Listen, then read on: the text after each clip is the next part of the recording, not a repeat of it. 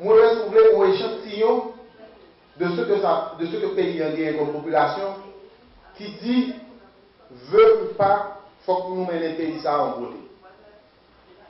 Mais nous comprenons que ça n'a fait là, c'est ça effectivement une société civile dynamique fait. Une société civile dynamique, pas fait seulement de constater, mais il réagit. Et c'est réaction que nous avons fait là.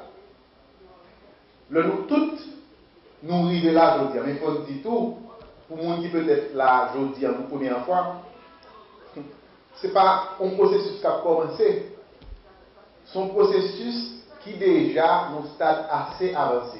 C'est une réflexion des organisations de base et en particulier du réseau des comités d'initiative qui sont établis partout dans les départements du pays et sur les aspects les plus importants des possibilités autour de la reconstruction nationale et de l'avenir du pays. Il y a des réflexions très importantes dans le domaine des priorités et des potentialités des différents départements dans le domaine de l'agriculture, dans le domaine du tourisme, dans le domaine des travaux publics, de travail, éducation, santé. Ça veut dire les différents aspects qui pourraient être considérés pour le bien-être du pays.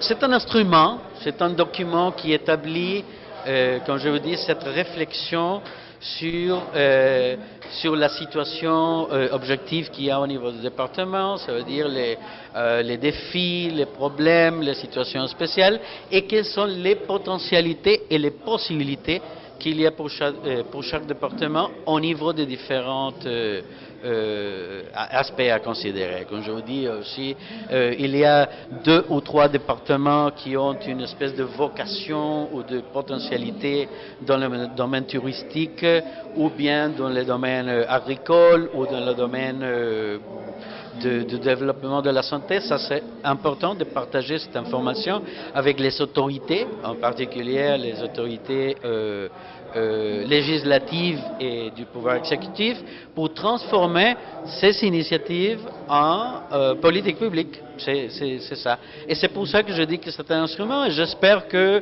ce qu'on présente aujourd'hui aura perdu toute actualité dans un an ou dans les prochains mois.